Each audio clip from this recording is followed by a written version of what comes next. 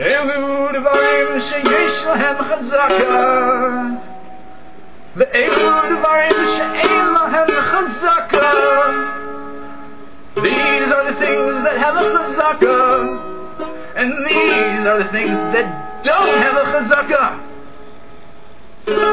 Hayamami behema bechatzer, tanur rechaim lechirayim. If somebody puts an animal in the courtyard, or an oven, a grinder for grinding flour, or a stove, Ungadel Tangolim,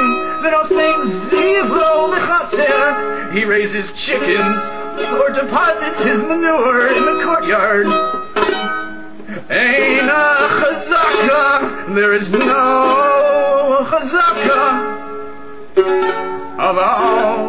Tasa machitza livhemto gvoha asar tefachim. However, if he makes a divider, he puts up a fence 10 tefachim high for his animal. V'chein l'sanur, v'chein l'kirayim, v'chein l'rechaim.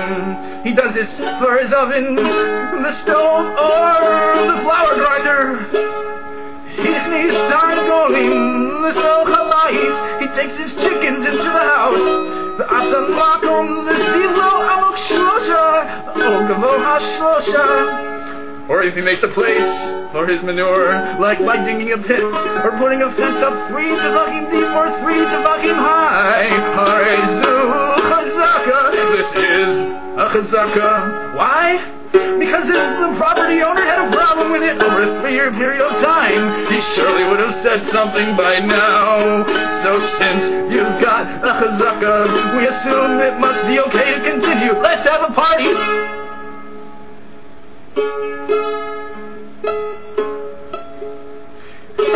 Mishna Reisha, Mishna Seifa. The Gemara says, what makes the first clause different from the last clause? If some intruder comes into your yard and dumps a pile of manure, surely you're going to say something whether or not he digs a hole for it. What's going on here? I demand answers. Amar Ula. Ula said, Kol she'ilu v'nifnei hager kana, v'nifnei chavero chana. Anything that would cause you to inherit the property of a ger, that's a convert. Those same things cause you to acquire chazaka in your fellow's property, such as digging or making partitions. Kol she'ilu v'nifnei hager lo kana, v'nifnei chavero lo kana. Anything that would not cause you to acquire a convert's property does not acquire, in our case here, of the property of one's fellow. Maski's law Rav Sheshes. We have our first challenger. Rav Sheshes challenges. Uchlalahu. Is that the general rule? Very near. Let's take the act of plowing, for instance. If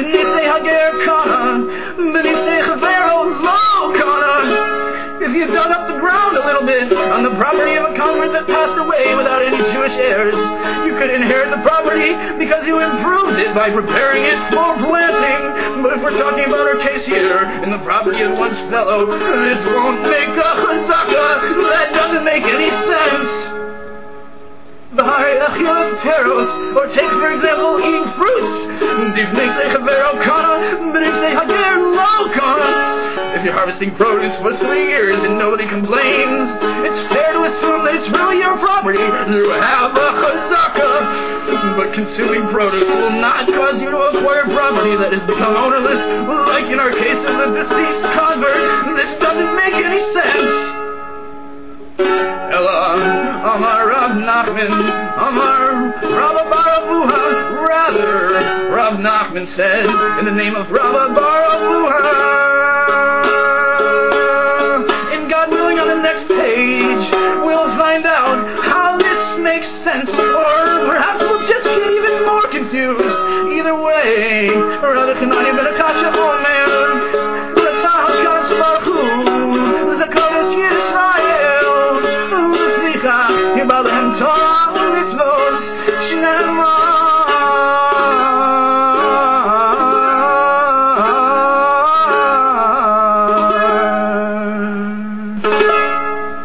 Adonai chafetz leman tzidko